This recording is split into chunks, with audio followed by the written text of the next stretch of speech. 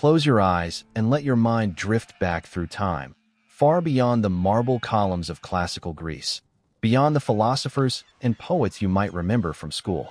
We're traveling back over 3,000 years to a time when bronze gleamed in warriors' hands, when massive stone walls rose like mountains from the earth, and when the first European civilization to use writing flourished across the sun-drenched hills of Greece. This is the story of the Mycenaeans, a people whose very existence was forgotten for millennia, buried beneath layers of time and myth. Their palaces crumbled, their writing was lost, their names became whispers in epic poems. Yet their legacy flows through every stream of Western civilization like an underground river, surfacing in unexpected places, shaping the world we know today. Let yourself settle in as we begin this ancient journey together. Feel your breathing slow as we step back into the Bronze Age, when the Mediterranean was younger, when gods walked closer to the earth, and when heroes were more than legends. Tonight we will walk through their cities, sail on their ships, stand in their palaces, and witness the rise and fall of Europe's first great civilization. Our story begins around 1700 BC, in the rolling hills of what we now call Greece. The land was dotted with simple farming communities, people living in modest stone houses, growing their crops, tending their animals, much as their ancestors had done for generations. The morning mist would rise from valleys where shepherds led their flocks to pasture, where women ground grain on stone querns outside their doorways, where children played with clay toys while their fathers worked bronze into useful tools. But change was stirring across the wine-dark sea from the south. On the island of Crete, a magnificent civilization had already been flourishing for centuries. The Minoans, as we call them now, had built elaborate palaces decorated with vivid frescoes of dolphins and bulls, octopi, and lilies.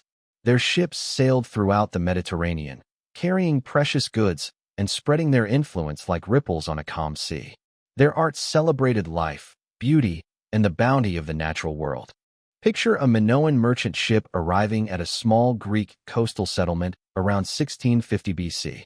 The vessel rides low in the water, its hull loaded with treasures from across the known world. Egyptian gold worked into delicate jewelry, Lebanese cedar timbers still fragrant with resin, obsidian blades from the volcanic islands that could slice through bronze like soft cheese, and precious purple dye extracted from countless murex shells. The ship's captain, his skin bronzed by Mediterranean sun, speaks in the musical Minoan tongue while displaying wares that seem magical to the simple farmers and herders gathered on the beach. Something began to shift in mainland Greece during those early centuries of the second millennium. In burial sites across the Peloponnese, archaeologists have found evidence of increasing wealth and foreign influence.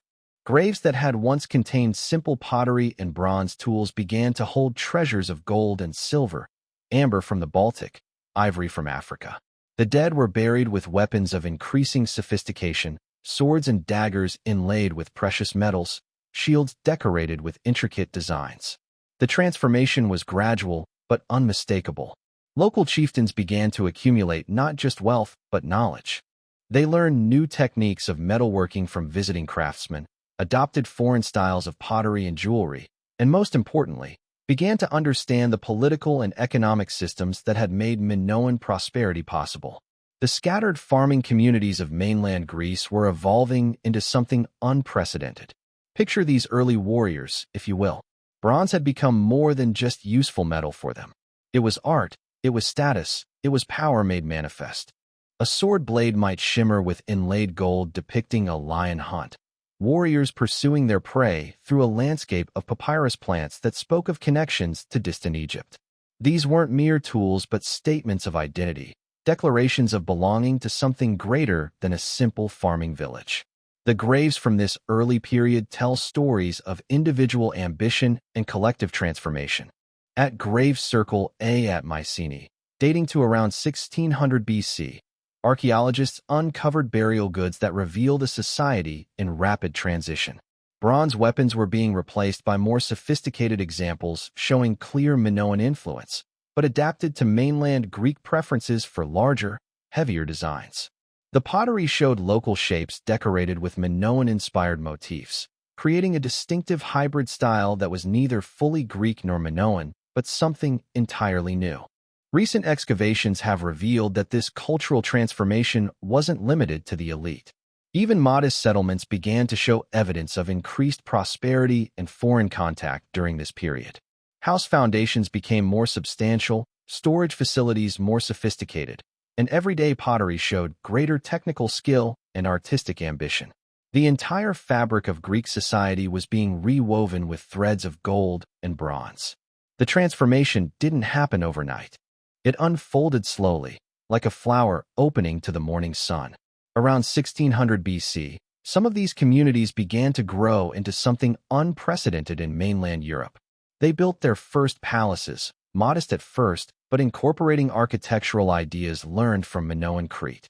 Central courtyards surrounded by storage rooms and workshops, administrative offices where scribes could keep track of the increasingly complex business of ruling. The palace at Pylos, built on a ridge overlooking the sea on the western coast of the Peloponnese, shows us what these early centers looked like. Its heart was the Megaron, a great hall with a circular hearth at its center, surrounded by 4 wooden columns supporting the roof.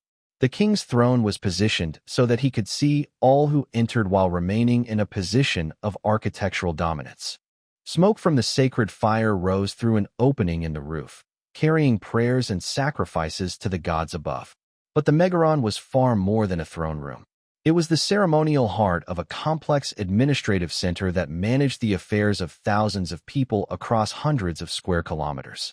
Recent archaeological work has revealed the sophisticated infrastructure that supported these palace complexes. Underground drainage systems carried away rainwater and waste, while carefully engineered storage facilities maintained optimal conditions for preserving grain, olive oil, and wine collected as tribute from throughout the kingdom. The workshops attached to these early palaces were marvels of Bronze Age technology. In the bronze working areas, archaeologists have uncovered evidence of surprisingly sophisticated metallurgical techniques. Furnaces capable of reaching temperatures over 1,000 degrees Celsius allowed smiths to create alloys with precisely controlled properties. Weapons could be made harder or more flexible depending on their intended use, while decorative objects required different techniques entirely to achieve the intricate inlay work that characterized high-status Mycenaean metalwork. The textile workshops were equally impressive. Linear B tablets from later periods document workshops employing hundreds of women in the production of fine fabrics. Archaeological evidence suggests these operations were already developing during the early palace period. Loom weights found in palace contexts indicate the production of fabrics with thread counts approaching modern standards, while dye installations reveal the sophisticated chemistry required to produce the brilliant colors that adorned elite clothing. But it was at Mycenae itself that we find the most spectacular evidence of this emerging civilization. Perched on a rocky hill overlooking the fertile Argolid plain, Mycenae commanded one of the most strategic positions in Greece. From its elevated citadel, rulers could control the movement of people and goods between northern and southern Greece, while its natural defenses made it nearly impregnable to attack. The location was chosen with brilliant strategic insight. The citadel sits at the junction of several natural routes through the mountainous Greek landscape, making it impossible for armies or merchant caravans to pass through the region without coming within sight of its walls. Yet the position was also blessed with abundant fresh water from springs that never failed, even during the harshest summers, and rich agricultural land in the surrounding valleys that could support a substantial population. Recent geological surveys have revealed that the Mycenaean builders understood their environment with remarkable sophistication. The massive walls were positioned to take maximum advantage of natural rock formations, reducing the amount of construction required while creating defensive positions that were nearly impregnable. The architects also designed drainage systems that prevented water damage to the foundations while creating cisterns that could supply the citadel during extended sieges. The graves discovered here tell a story that still takes our breath away. The shaft graves of Mycenae, dating from around 1650 to 1500 BC, contained treasures that rivaled anything found in the ancient world. Gold death masks, hammered from thin sheets of precious metal and fitted carefully over the faces of deceased kings. The most famous of these, once thought to be the mask of the legendary Agamemnon, shows remarkable artistic sophistication, with individually crafted facial features, including detailed mustaches and beard. But it's the quantity of gold that truly staggers the imagination. Grave Circle A alone contained over 15 kilograms of worked gold, representing an accumulation of wealth that would have required tribute from vast territories or successful raids against wealthy targets. The gold came from multiple sources, some clearly Egyptian in origin, other pieces showing techniques associated with Anatolian workshops, and still others displaying distinctively local Greek characteristics that suggest the emergence of native goldsmithing traditions. Imagine the scene when these graves were sealed. The dead warrior king, his face covered in gold that caught and reflected the torchlight. Around him lay the tools of his trade and status. Bronze swords over a meter long, their hilts wrapped in gold wire, their blades decorated with intricate inlay work. Daggers showed hunting scenes in silver and gold, wild boars and lions pursued by men with spears and shields. These weren't just weapons, but works of art, transforming the brutal business of war into something beautiful and eternal. One particular dagger blade from Shaft Grave 4 displays a level of artistic achievement that still amazes modern viewers. The scene, executed in gold, silver, and niello inlay, shows a lion hunt with extraordinary attention to detail. Each figure is rendered with individual characteristics, each animal shown in a different pose that captures a moment of dynamic action. The landscape includes papyrus plants and other Egyptian motifs, but executed in a style that is distinctively Mycenaean. Recent archaeological research suggests that Mycenaean society was less rigidly hierarchical than previously believed, but there was still clearly a warrior aristocracy that prized military prowess above all other virtues. The grave goods speak of a culture obsessed with warfare, but warfare elevated to an art form. Analysis of weapon deposits reveals that many of the finest pieces were never used in actual combat, but were created specifically for ceremonial purposes or burial with the dead. The women buried in these early graves were no less impressive. They wore elaborate jewelry of gold and silver, diadems that caught the light like captured starfire, necklaces of amber beads that had traveled thousands of miles from northern Europe. Their clothing, now long decayed, was once fastened with pins of gold and decorated with precious ornaments that proclaimed their status as queens and princesses of this emerging Bronze Age world. Analysis of female grave goods reveals a complex society where women held significant status and authority. Some female burials contain administrative seals and other insignia of office, suggesting that women participated directly in palace governance. The elaborate nature of female jewelry and the obvious care taken in female burial practices indicate that Mycenaean society, while martial in orientation, recognized important roles for elite women that extended beyond purely domestic functions. As the centuries passed, these Mycenaean kingdoms grew in power and ambition. Their influence spread across the Aegean like the wake of a great ship. Islands that had once been Minoan strongholds began to show signs of Mycenaean presence. Pottery styles changed, architectural preferences shifted, and most significantly, a new form of writing appeared. Linear B script, derived from the earlier Minoan Linear A but adapted to record the Greek language, represents one of the most important cultural achievements of the Bronze Age. For the first time, a form of Greek was being written down, preserved on clay tablets that documented everything from livestock inventories to religious offerings to military preparations. The development of Linear B was a gradual process that reflects the growing administrative complexity of Mycenaean society. The earliest tablets, dating from around 1450 BC, show a writing system still in development, with scribes experimenting with different ways to represent Greek sounds using symbols originally designed for a different language entirely. By 1200 BC, the system had evolved into a sophisticated administrative tool capable of recording complex economic and religious information with remarkable precision. Linear B consists of around 87 syllabic signs and over 100 ideographic signs. These ideograms, or signifying signs, symbolize objects or commodities. They have no phonetic value and are never used as word signs in writing a sentence. The system was specifically designed for administrative record-keeping rather than literary purposes, which explains why virtually all surviving Linear B texts are inventories, tax records, and religious offerings rather than poetry or narrative literature. These tablets give us intimate glimpses into daily life in the Mycenaean palaces. We can read about shepherds tending flocks of thousands of sheep.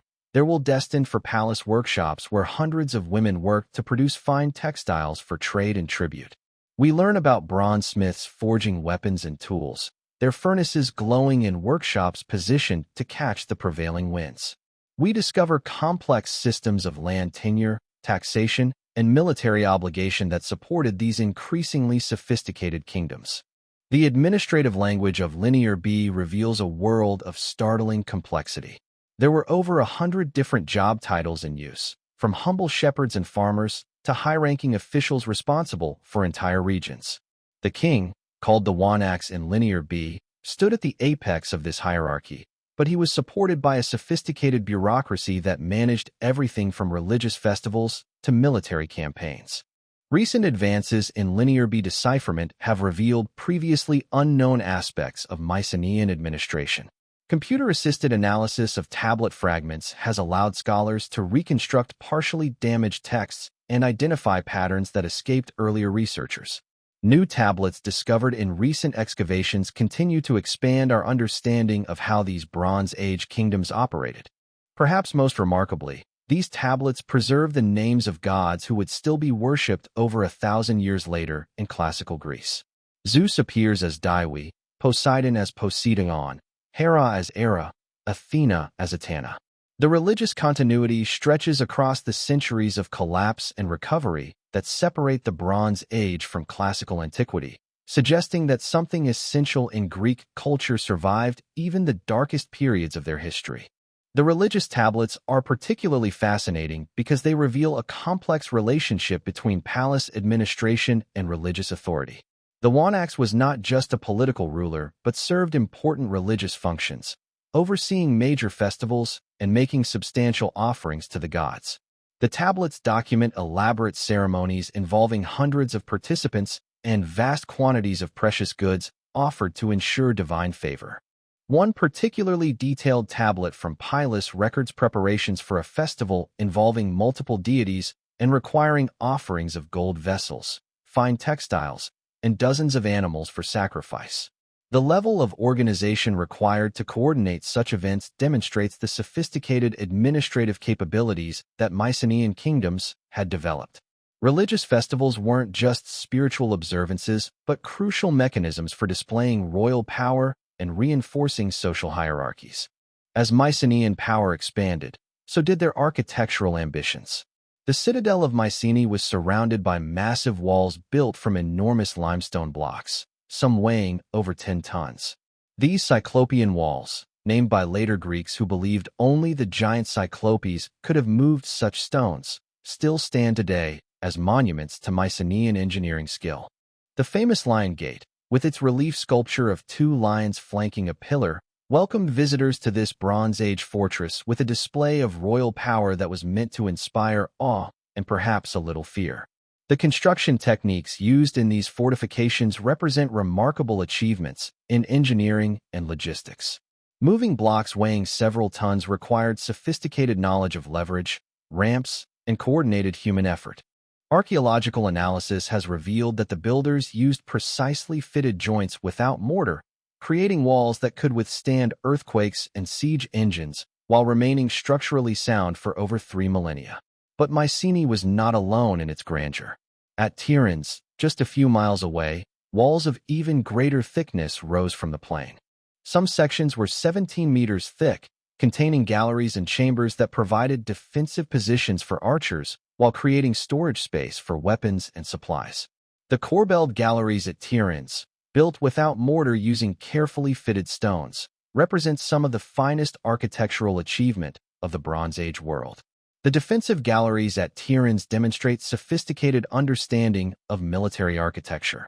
The corridors were designed to allow defenders to move unseen between different sections of the wall while providing protected positions for archers to rain arrows down on attacking forces. Storage chambers built into the walls could hold enough weapons and supplies to sustain a garrison through extended siege conditions. Recent engineering analysis has revealed that these massive fortifications incorporated surprisingly advanced features. Internal drainage systems prevented water accumulation that could destabilize the foundations, while carefully positioned gates channeled attacking forces into killing zones where they could be subjected to concentrated defensive fire from multiple directions. The palaces themselves grew increasingly elaborate over time. At Pylos, archaeologists have uncovered a complex containing over 100 rooms organized around multiple courtyards. There were specialized areas for different functions: archives for storing the clay tablets, workshops for producing luxury goods, storage rooms that could hold thousands of jars of oil and wine collected as tribute from across the kingdom. The palace at Pylos reveals remarkable attention to both functional and aesthetic considerations. The floors were decorated with elaborate frescoes showing marine scenes and geometric patterns, while the walls bore paintings depicting religious ceremonies and mythological scenes. Recent conservation work has revealed that these frescoes were executed with sophisticated painting techniques, including the use of multiple layers and careful color mixing to achieve subtle effects. Water management was crucial for these Bronze Age citadels. At Mycenae, engineers carved an underground cistern deep into the bedrock, accessible through a stepped passage that descended over 18 meters below the surface. This system could hold over 4,000 liters of water, providing the citadel with security during siege conditions while demonstrating remarkable technical expertise in excavation and construction.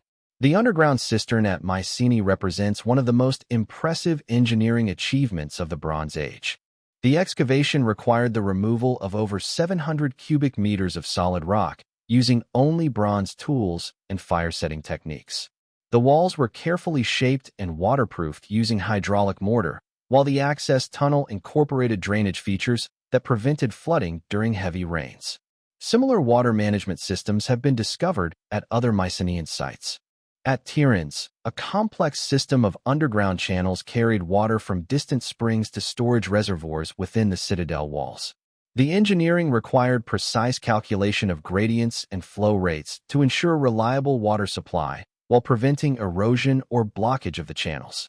A 4.5-meter by 3-meter Mycenaean building along with over 30 ceramic vessels were uncovered on the summit of Mount Elanio on the Greek island of Aegina. The ceramic vessels were dated back to the Mycenaean palatial period, between 1200 and 1050 BC. This recent discovery demonstrates that Mycenaean architectural achievements extended beyond the major palace centers to include sophisticated installations in remote locations, suggesting a more extensive territorial control system than previously recognized.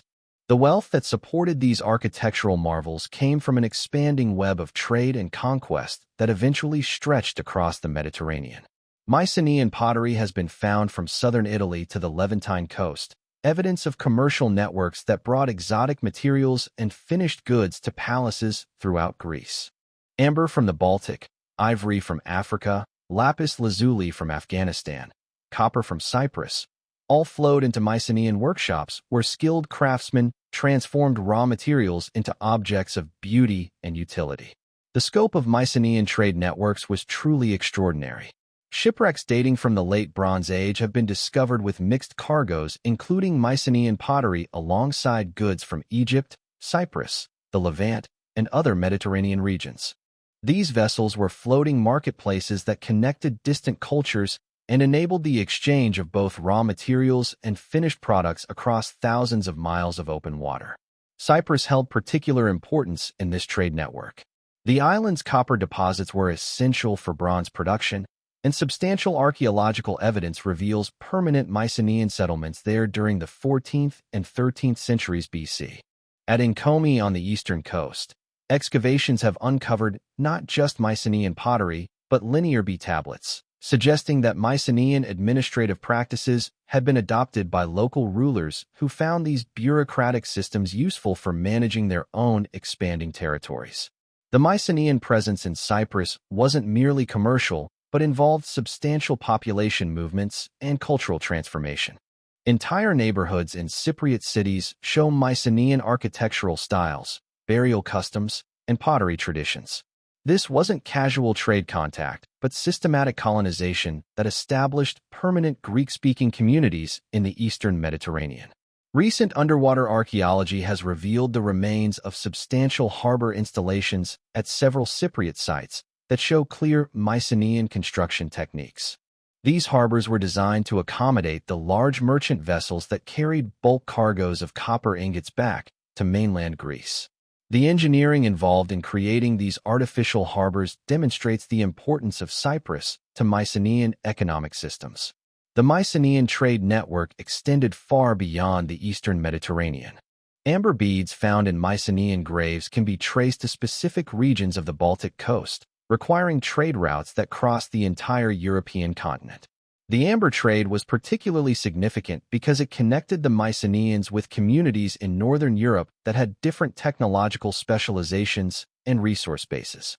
Archaeological evidence suggests that Mycenaean merchants established trading posts along the major river systems of Europe to facilitate the amber trade. Sites in the Danube Valley show Mycenaean pottery and bronze objects alongside local European goods, indicating regular commercial contact between these distant regions. The logistics required to maintain these trade routes across such vast distances demonstrates the organizational capabilities of Mycenaean commercial enterprises. The relationship between the Mycenaeans and the older Minoan civilization was complex and evolved significantly over time. Initially, the mainland Greeks seem to have been enthusiastic students, eagerly adopting Minoan artistic styles, religious practices, and administrative techniques. Minoan influence permeated virtually every aspect of early Mycenaean development, from pottery decorations to palace architecture to religious symbolism. But by 1450 BC, this relationship had fundamentally shifted.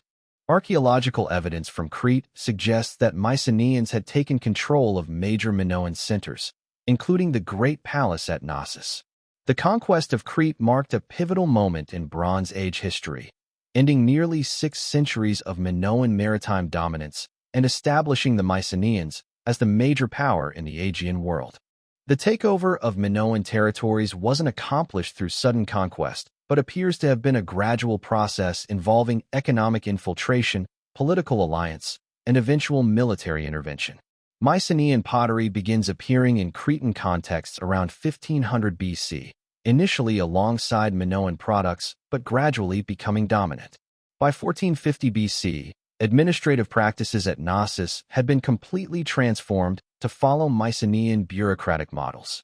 The administrative archives from Knossos during this period contain thousands of linear B tablets documenting Mycenaean control over the island.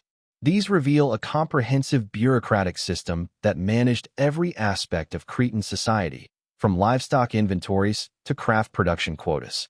The tablets record the names of hundreds of individuals, including local administrators who appear to have been retained from the previous Minoan administration alongside newly appointed Mycenaean officials. Analysis of these administrative records reveals sophisticated methods for managing the economic integration of Crete into the broader Mycenaean world. The tablets document the systematic collection and redistribution of resources, the coordination of craft production across multiple sites, and the organization of maritime transport to move goods between Crete and the mainland. The Mycenaeans had essentially created an integrated economic system that spanned the entire Aegean region. This expansion brought the Mycenaeans into contact with the other great powers of the Bronze Age world. Egyptian records mention a people called the Tanaju, who many scholars identify with the Mycenaeans, describing them as skilled warriors and traders who appeared regularly in Egyptian ports. Hittite archives from central Anatolia contain over 30 references to Ahiawa, almost certainly the Mycenaean Greeks, describing diplomatic relationships that spanned nearly 2 centuries. The diplomatic correspondence between Mycenaean rulers and their international counterparts reveals a sophisticated understanding of Bronze Age political conventions. Treaties were negotiated using standardized diplomatic language, with specific protocols for different types of agreements. Marriage alliances between royal families created networks of mutual obligation that extended across the eastern Mediterranean. These diplomatic contacts reveal the Mycenaeans as active participants in the sophisticated international system that governed late Bronze Age politics. They exchanged gifts with pharaohs and Hittite kings, negotiated treaties, and maintained resident ambassadors at foreign courts.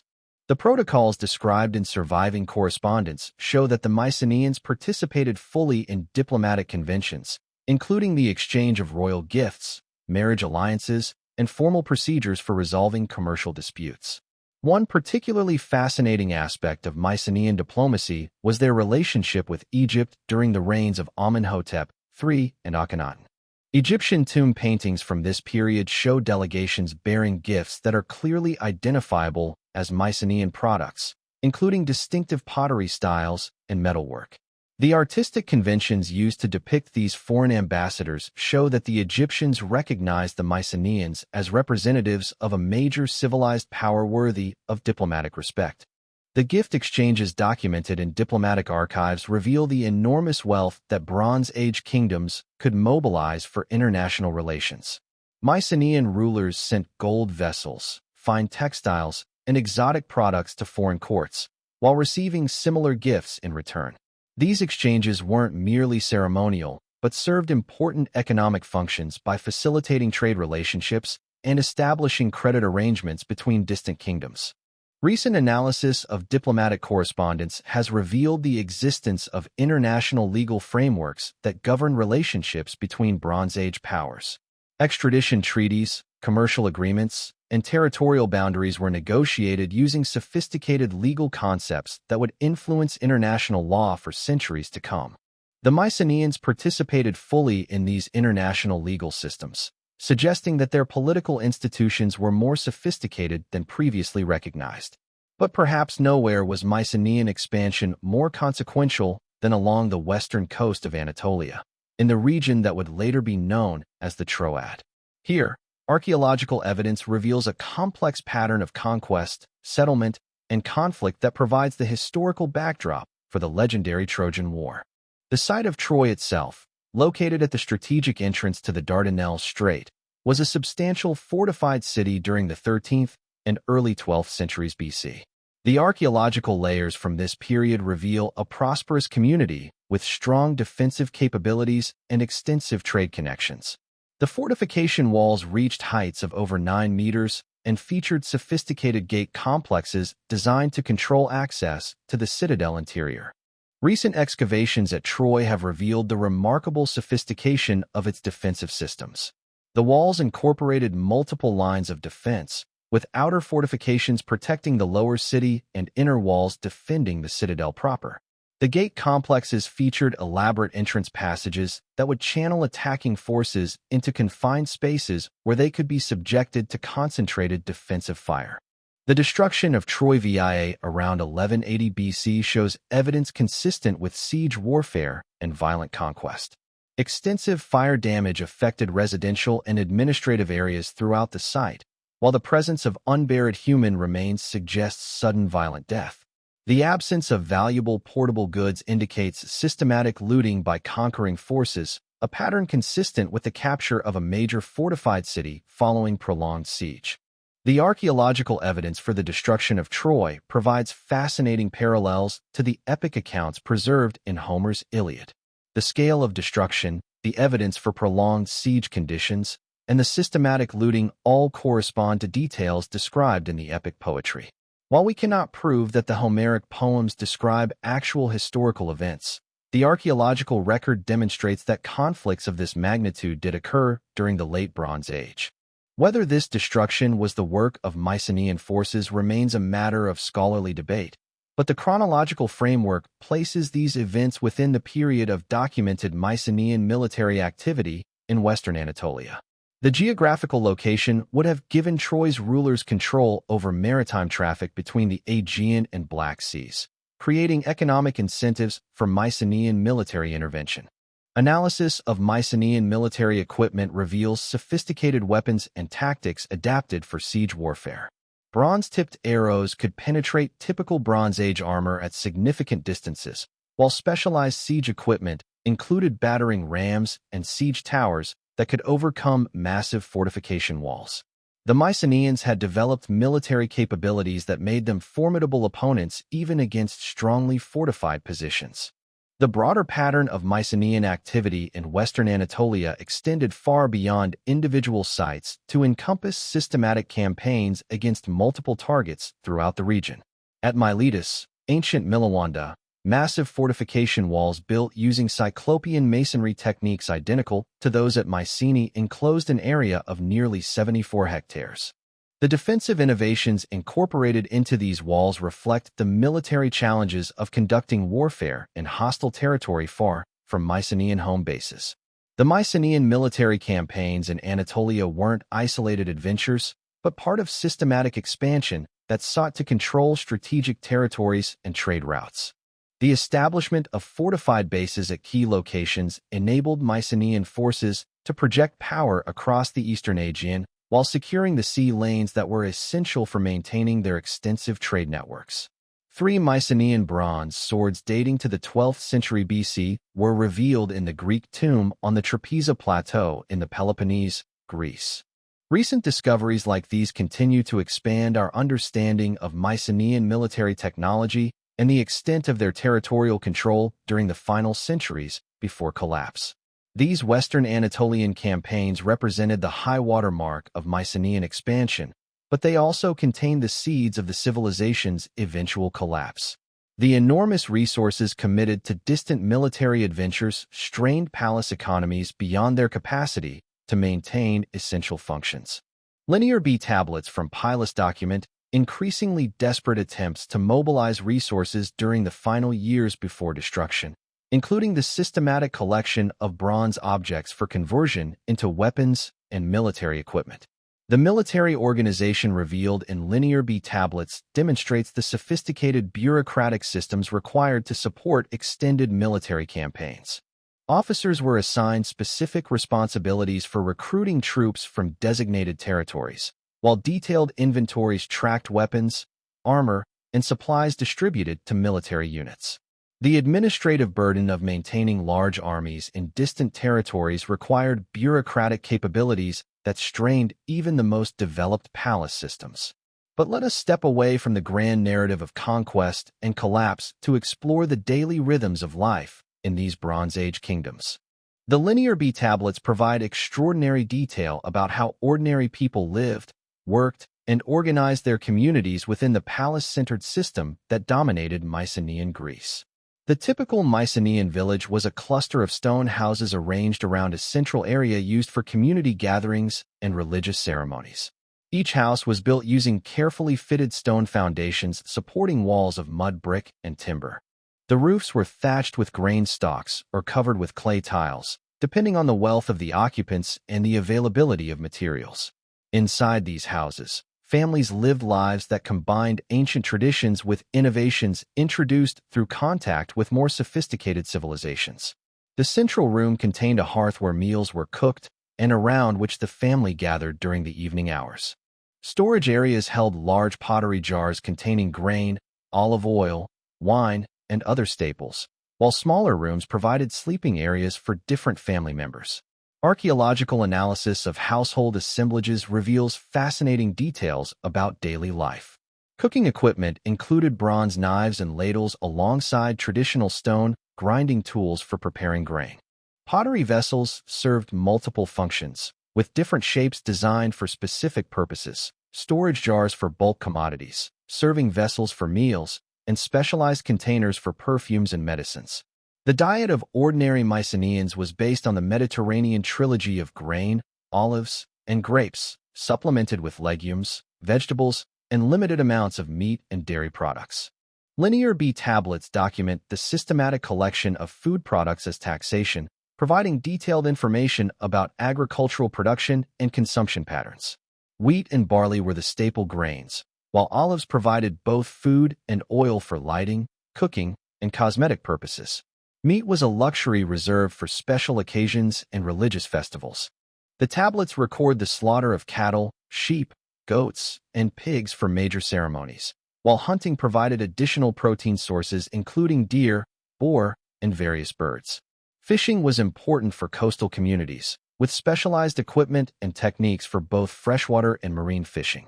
The organization of agricultural labor reveals a complex system combining individual family farms with large estates controlled by palace administrators.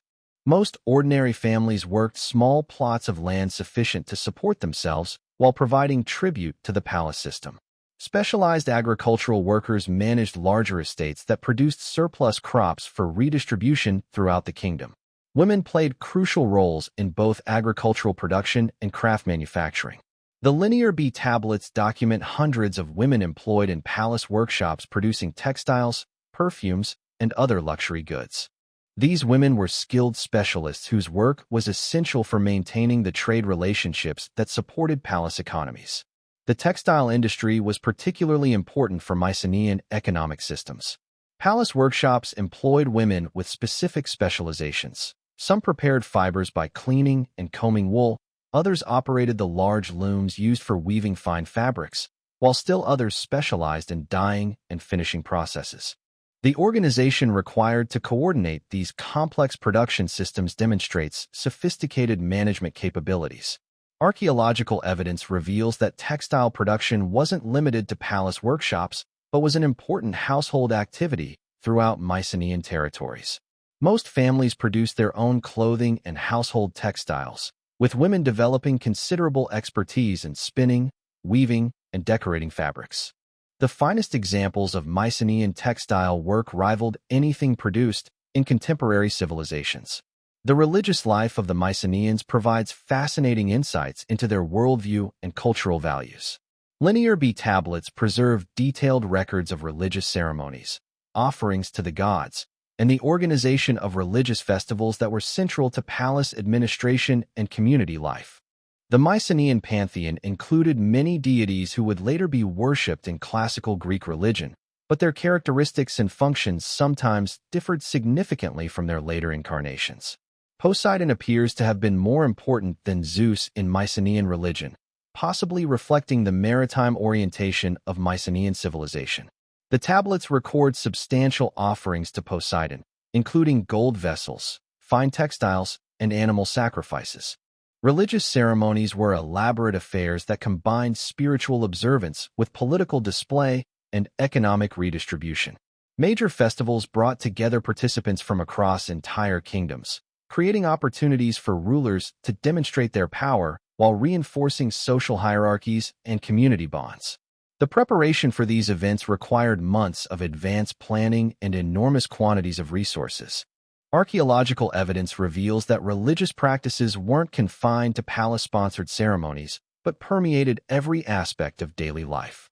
Household shrines contained small terracotta figurines representing various deities, while libation vessels found in almost every Mycenaean home suggest that regular offerings were made as part of domestic routines. The goddess figures found in Mycenaean contexts are particularly intriguing.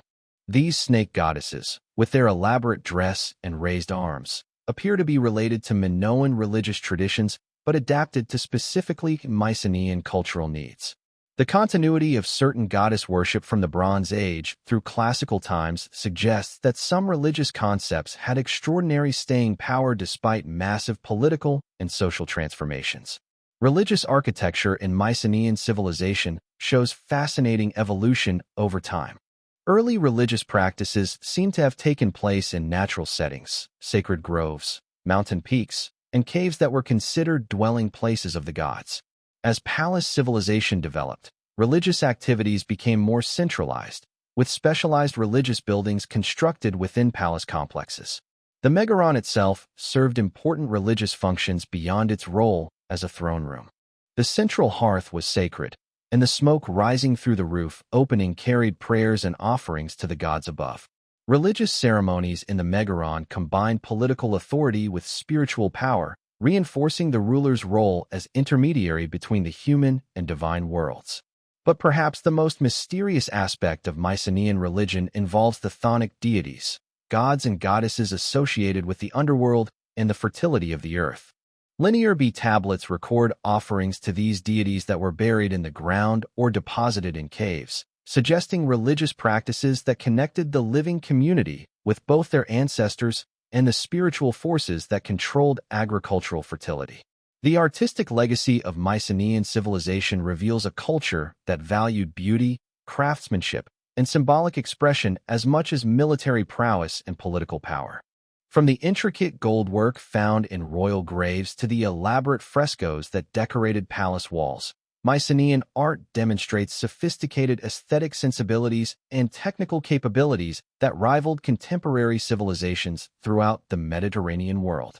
The development of Mycenaean artistic styles shows fascinating combinations of local traditions with influences absorbed from contact with other cultures. Early Mycenaean art borrowed heavily from Minoan models, but these influences were transformed through distinctively mainland Greek sensibilities that emphasized different values and aesthetic preferences. Mycenaean pottery represents one of the most successful artistic achievements of Bronze Age Europe. The stirrup jars, with their distinctive spouts and elegant proportions, became so popular that they were traded throughout the Mediterranean and copied by local potters as far away as Sicily and the Levant. The decorative motifs painted on these vessels, octopi, knotlie, birds, and geometric patterns, created a distinctive artistic vocabulary that identified Mycenaean products in markets throughout the ancient world. Recent analysis of Mycenaean pottery has revealed sophisticated production techniques that required considerable technical expertise. The finest examples were thrown on fast potter's wheels that allowed for extremely thin walls and precise shaping. The painting was applied using multiple brushes of different sizes to create intricate patterns with remarkable consistency across large production runs. The palace frescoes represent the pinnacle of Mycenaean artistic achievement. These wall paintings decorated the most important ceremonial spaces and provided visual narratives that communicated royal power, religious beliefs, and cultural values to all who entered these sacred spaces. The subjects included processions of gift-bearers, religious ceremonies, hunting scenes, and mythological narratives that connected the palace rulers with legendary heroes and divine authority. One of the most remarkable fresco fragments, discovered at Pylos, depicts a lyre player surrounded by birds in a landscape setting. The artistic technique demonstrates remarkable sophistication in color mixing, perspective, and the representation of natural forms. The lyre itself is rendered with such accuracy that modern musicians have been able to reconstruct the instrument and determine its musical capabilities. The metalwork found in Mycenaean graves and palace contexts reveals artistic traditions that transformed functional objects into works of extraordinary beauty. Bronze vessels were decorated with elaborate repoussé work showing mythological scenes, while weapons became canvases for intricate inlay work using precious metals and exotic materials. The Vaphio cups, discovered in a Tholos tomb in Laconia, represent perhaps the finest example of Mycenaean metalworking artistry.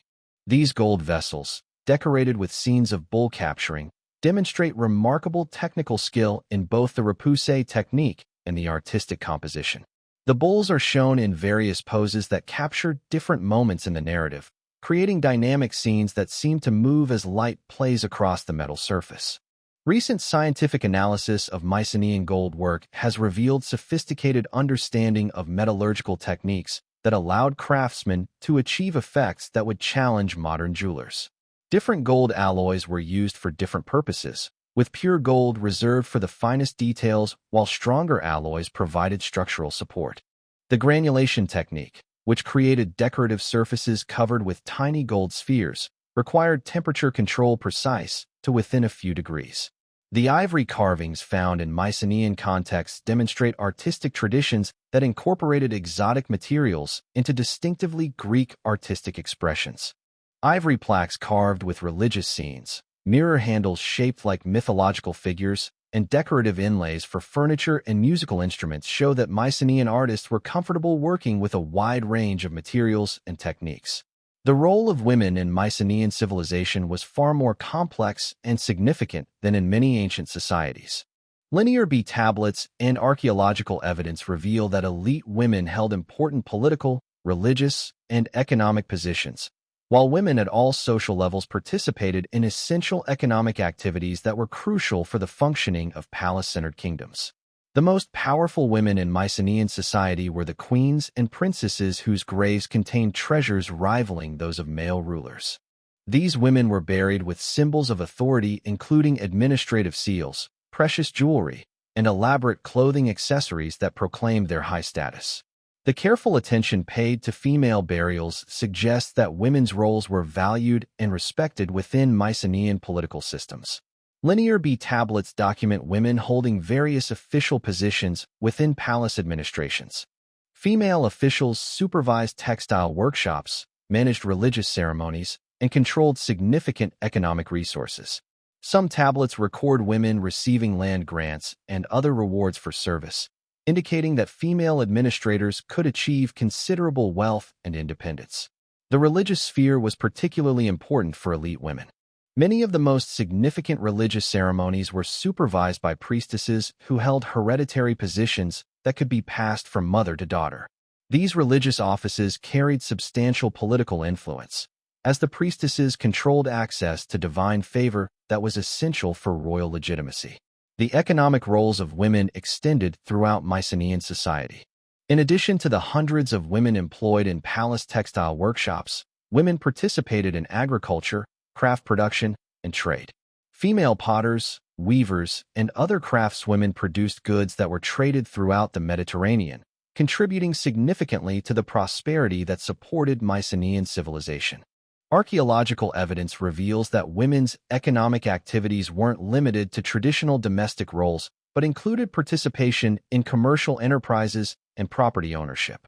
Female names appear on administrative tablets as landowners and business operators, suggesting that women could achieve economic independence and accumulate substantial wealth. The artistic depictions of women in Mycenaean art show them participating in a wide range of activities including religious ceremonies, athletic competitions, and social gatherings. These representations suggest that women enjoyed greater freedom and social participation than in many contemporary civilizations, though their roles were still structured within hierarchical systems that differentiated between elite and common women. Recent analysis of skeletal remains from Mycenaean burials has provided insights into the health and lifestyle of women at different social levels. Elite women showed evidence of good nutrition and medical care, while their jewelry and clothing accessories revealed lives of considerable luxury. Working women showed different patterns of physical stress related to their occupational activities, but generally appeared to have enjoyed reasonable health and nutrition. The signs of crisis multiplied throughout the Mycenaean world during the 13th century BC. Construction activities were reduced, pottery production simplified, and outlying settlements abandoned. The complex international trade networks that had sustained Mycenaean prosperity for centuries began to break down as political instability disrupted established routes and diplomatic relationships. Recent archaeological research has revealed that the collapse wasn't a sudden catastrophe, but a gradual process of system failure that unfolded over several generations.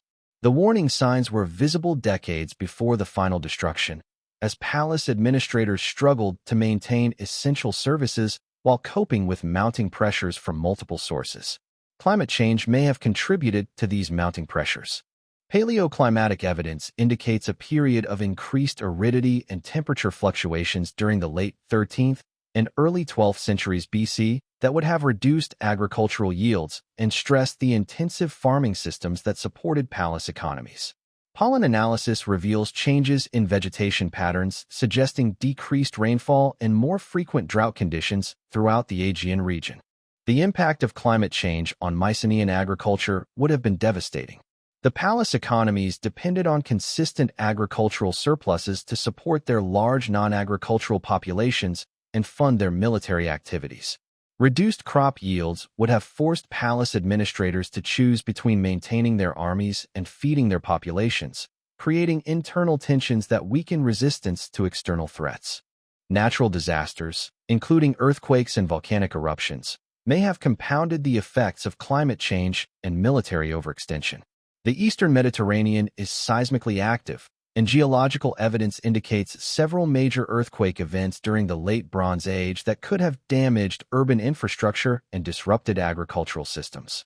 The cumulative effects of repeated disasters would have strained palace resources and reduced their capacity to respond effectively to other threats. Archaeological evidence from several Mycenaean sites shows repairs to earthquake damage during the 13th century BC, indicating that natural disasters were indeed affecting these communities. The costs of reconstruction would have been enormous, diverting resources from other essential activities and weakening overall system resilience. The mysterious sea peoples, documented in Egyptian sources as maritime raiders who attacked coastal settlements throughout the eastern Mediterranean, coincided chronologically with Mycenaean collapse. Egyptian reliefs depict these raiders using distinctive weapons and equipment, including feathered headdresses and round shields that differ from traditional Mediterranean military gear. Some scholars suggest that certain sea peoples groups may have originated from displaced Mycenaean populations who had turned to raiding after their own societies collapsed. The relationship between the sea peoples and Mycenaean collapse remains controversial, but the chronological correlation is striking.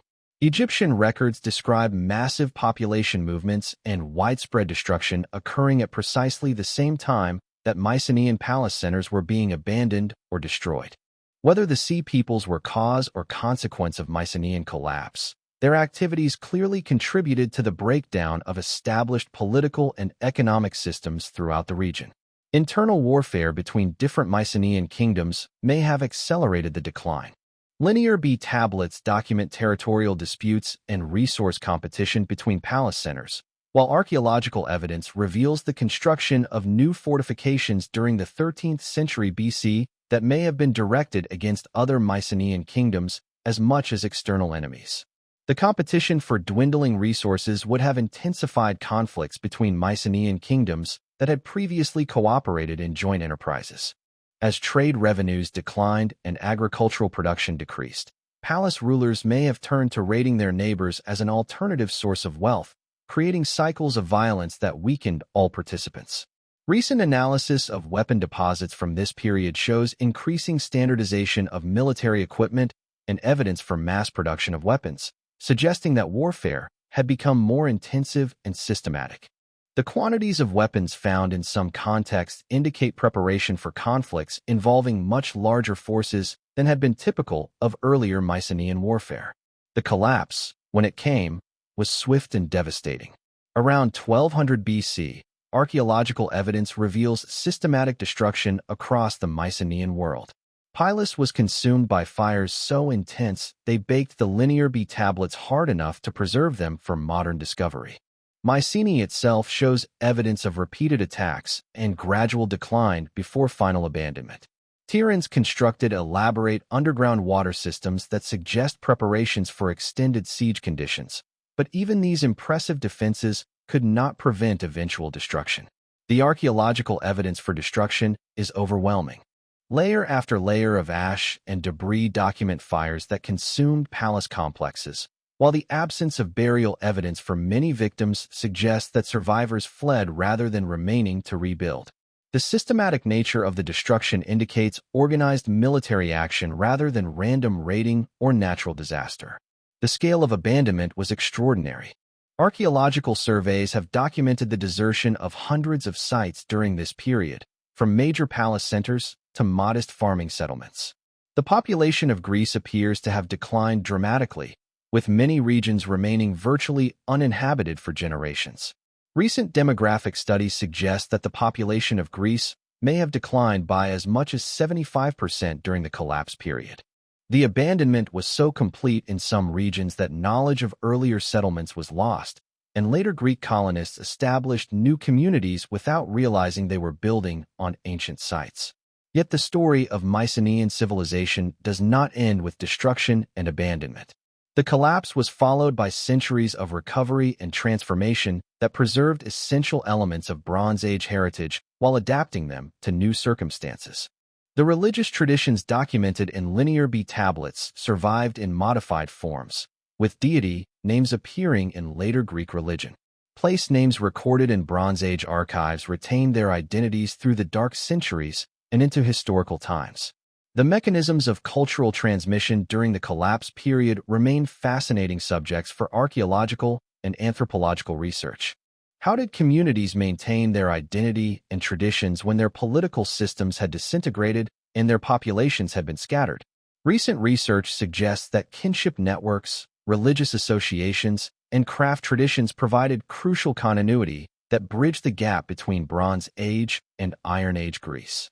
Most remarkably, the oral poetry traditions that preserved Mycenaean cultural memory provided crucial bridges between the Bronze Age and classical antiquity. The Homeric epics, though composed centuries after the events they describe, contain accurate information about Mycenaean material culture, social organization, and geographical knowledge that could only have been preserved through continuous oral transmission. The detailed descriptions of bronze weapons, boar's tusk helmets, figure-eight shields, and other Mycenaean military equipment in the Iliad and Odyssey demonstrate the extraordinary capacity of oral tradition to maintain technical knowledge across centuries of social transformation. Archaeological discoveries have repeatedly confirmed the historical accuracy of Homeric descriptions, validating the reliability of oral tradition as a mechanism for cultural preservation.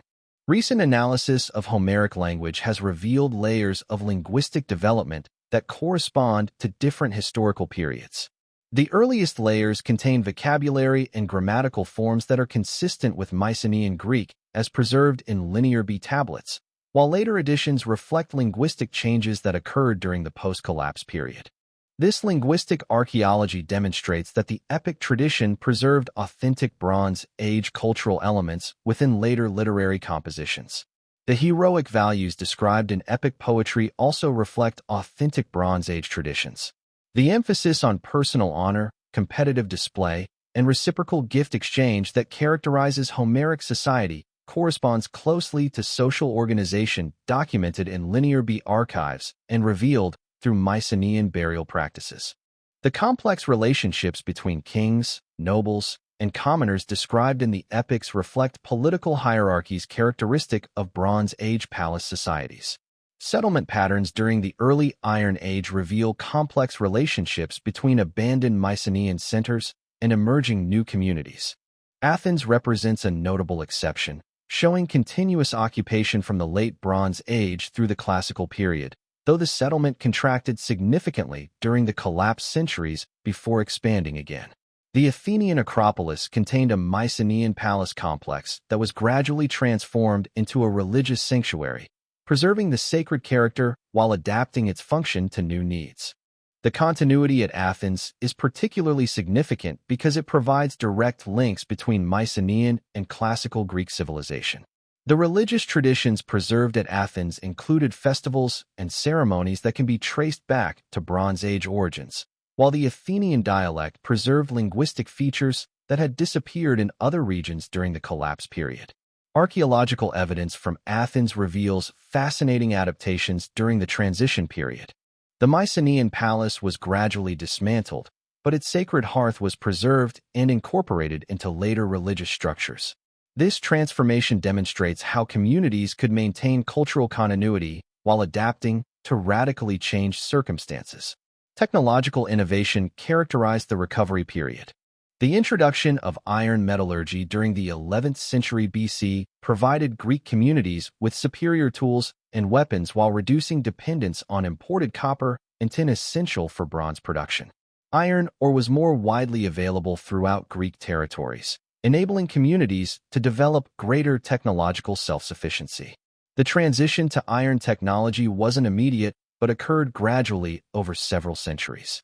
Early iron objects were often of inferior quality to bronze equivalents, but continuing technological development eventually produced iron tools and weapons that were superior to anything available during the Bronze Age. This technological transition enabled Greek communities to rebuild their economies without depending on the complex trade networks that had supported Bronze Age civilization. Pottery production reveals fascinating combinations of innovation and tradition. The sophisticated wheel-made ceramics of Mycenaean workshops were largely replaced by handmade vessels that showed greater regional variation but maintained certain traditional preferences for specific shapes and decorative motifs. The development of proto-geometric pottery during the 10th century BC represented a crucial step toward the artistic renaissance that would characterize later Greek culture. The evolution of pottery styles provides some of the clearest evidence for cultural continuity during the collapse period. Despite the breakdown of palace-sponsored workshops, local communities continued producing pottery using traditional techniques and decorative motifs. The gradual development of new styles shows cultural innovation building on preserved traditional foundations. Recent analysis of pottery production sites has revealed that ceramic technology actually improved in some respects during the post-collapse period. Local potters developed new techniques for temperature control and clay preparation that produced pottery superior to many Bronze Age examples. This technological development demonstrates that cultural collapse didn't prevent innovation, but could actually stimulate creative problem-solving. Burial customs combined traditional Mycenaean practices with practical adaptations to reduced circumstances. The elaborate chamber tombs and tholos structures that had characterized elite burials were too expensive for Iron Age communities to maintain, leading to simpler practices that nonetheless preserved essential elements of earlier traditions.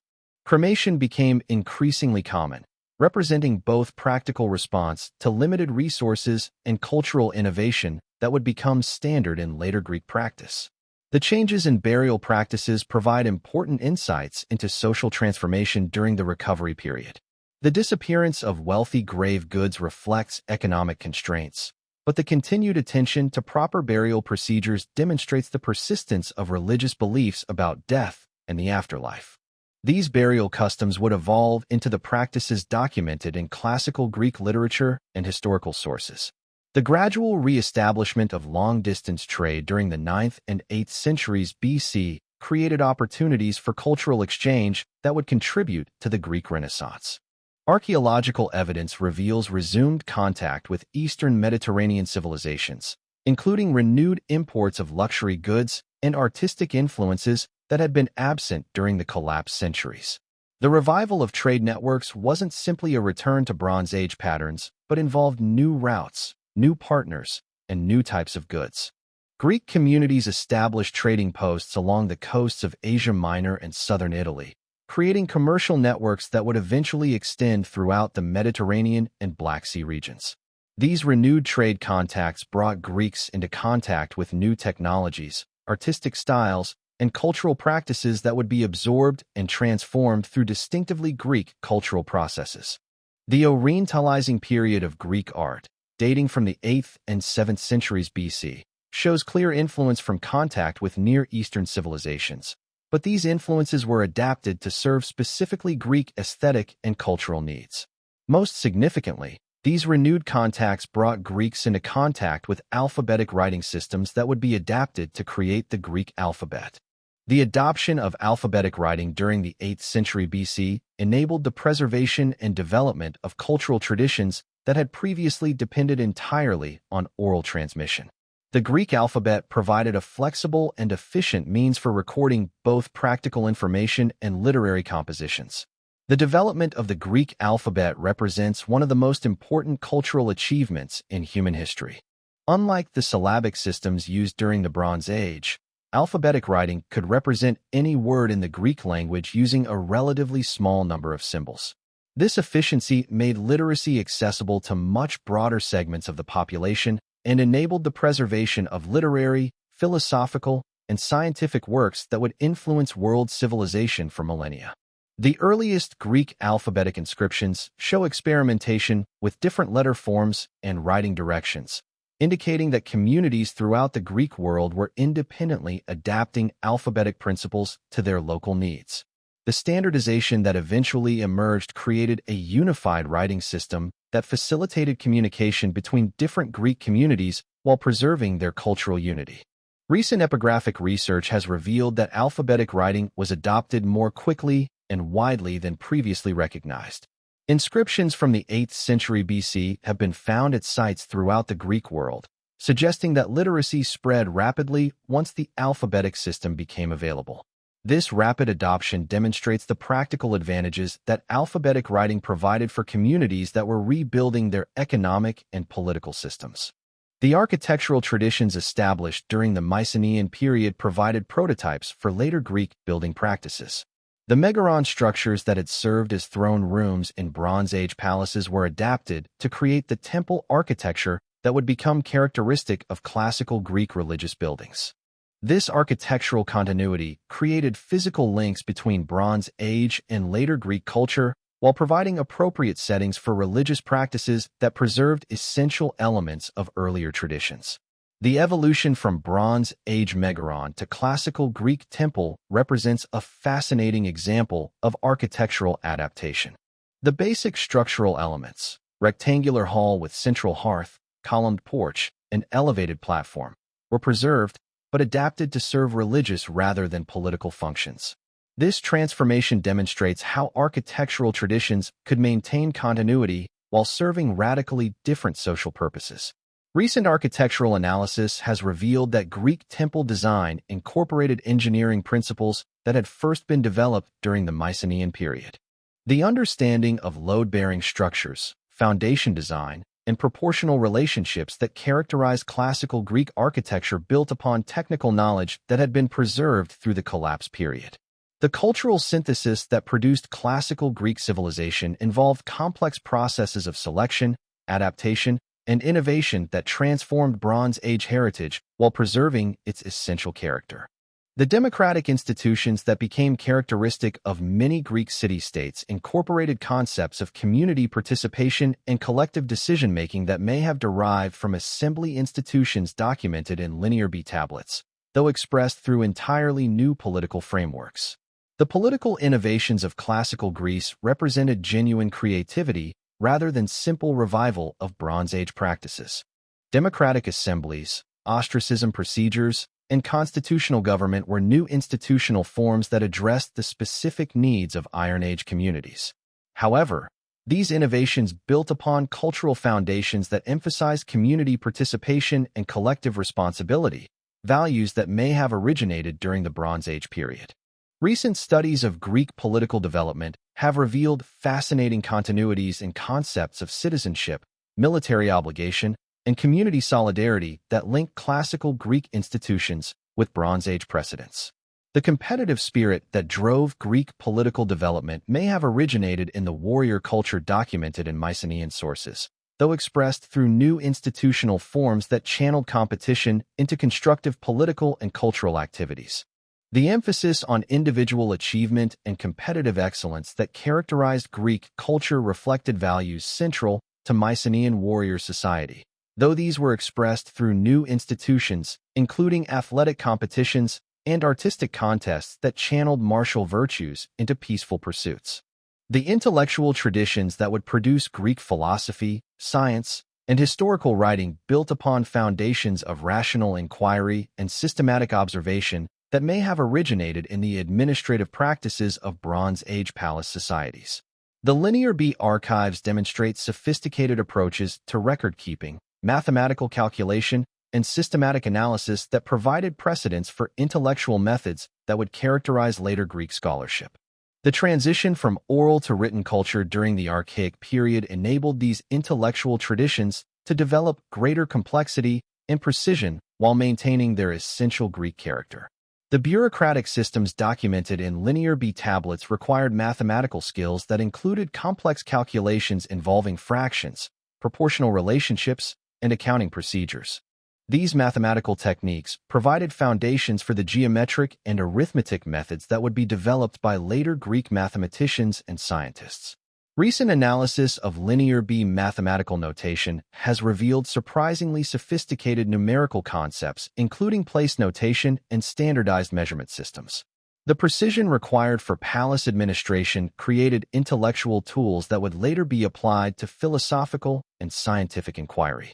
The systematic observation skills required for palace administration, tracking seasonal variations in agricultural production, monitoring trade routes, maintaining accurate inventories, provided intellectual precedents for the empirical methods that would characterize Greek scientific inquiry.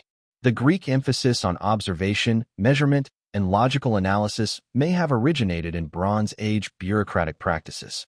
The rediscovery of Mycenaean civilization through archaeological excavation has revealed the deep historical roots of Greek culture while demonstrating the complexity of cultural transmission across periods of social transformation.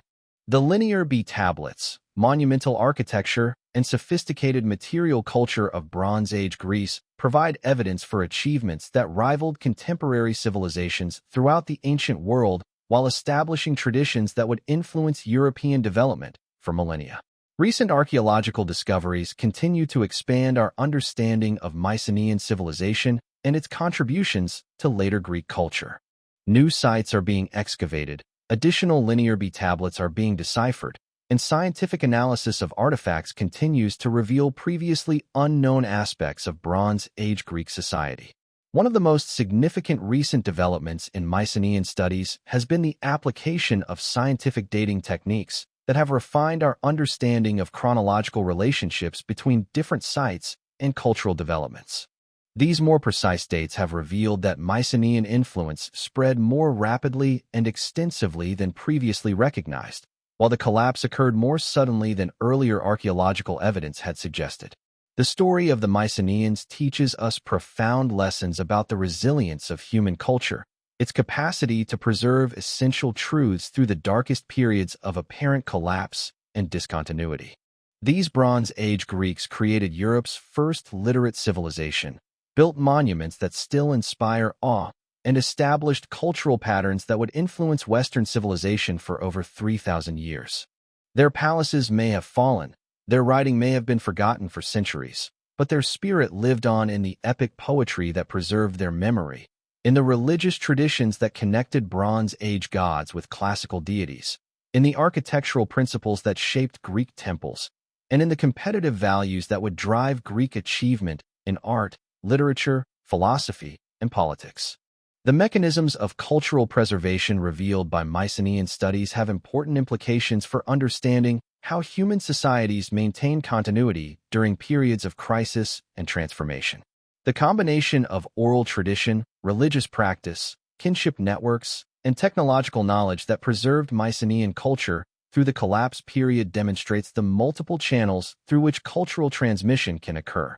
Recent anthropological research has confirmed that oral tradition can preserve historically accurate information for many centuries, even without written records.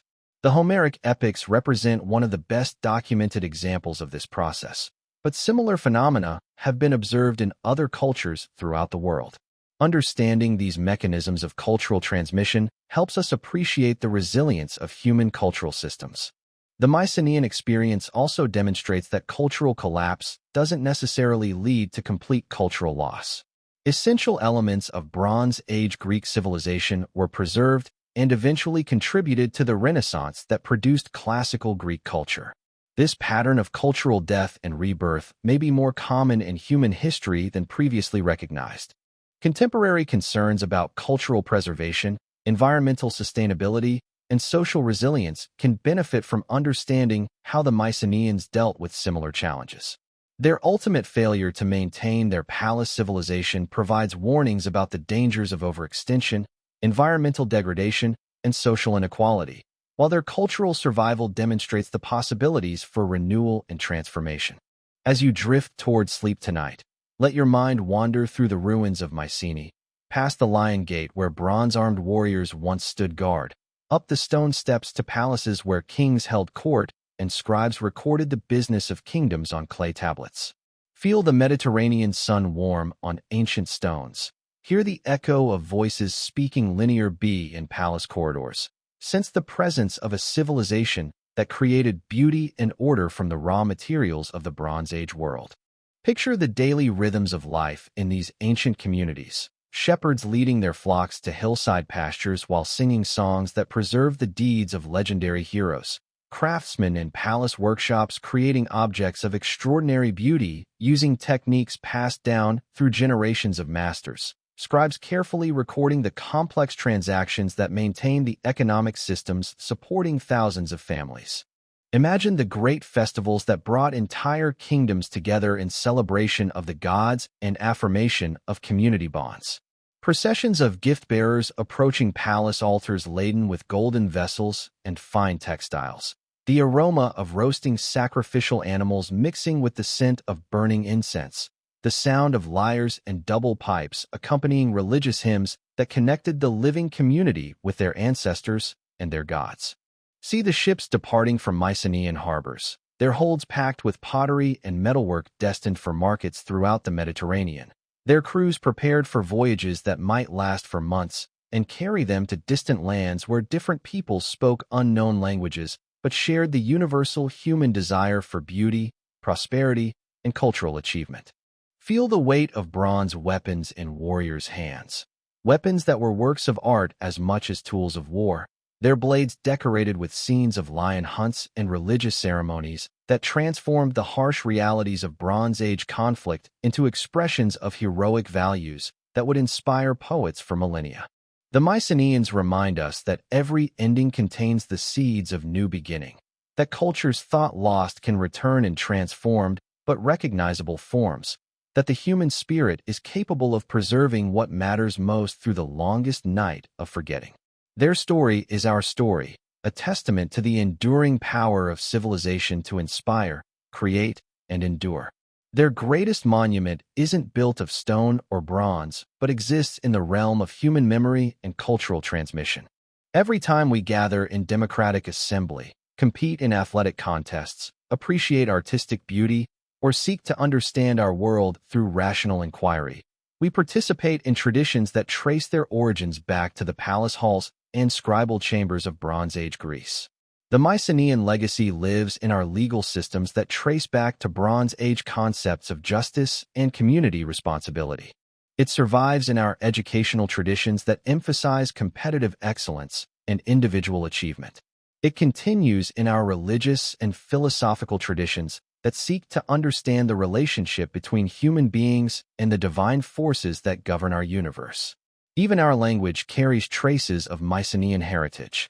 Words that we use daily, place names, personal names, religious terminology, technical vocabulary, preserve linguistic elements that were first written down on clay tablets over 3,000 years ago. Speaking English connects us to Greek, which connects us to Mycenaean, creating unbroken chains of communication across the vast distances of time. Rest now and dream of bronze and gold, of warriors and scribes, of palaces by the wine-dark sea, of a people who built the first chapter in the long story of European civilization. The Mycenaeans live on in every democratic assembly, every athletic competition, every work of art that celebrates human achievement, every moment when we choose to build rather than destroy, to preserve rather than forget, to honor the best of what those who came before us accomplished in their brief time under the ancient sun. Sleep well, knowing that some things are too important to be lost forever, that the deepest truths of human culture flow like underground rivers through the centuries, surfacing when we need them most, connecting us across the vast distances of time to those who dreamed our world into existence in the palace halls and scribal chambers of Bronze Age Greece. The Mycenaeans built their palaces of stone, but they built their truest legacy in the realm of human memory, where it remains imperishable, waiting to inspire each new generation that discovers their extraordinary story. Their civilization may have fallen, but it never truly died.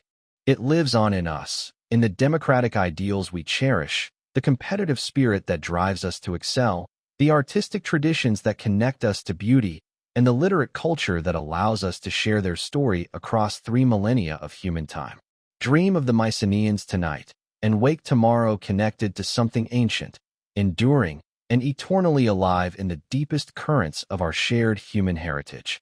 Let their story remind you that human civilization, for all its apparent fragility, possesses an inner strength that can survive any catastrophe, preserve any truth, and inspire any generation that chooses to remember the nobility of human achievement and the possibility of cultural renewal.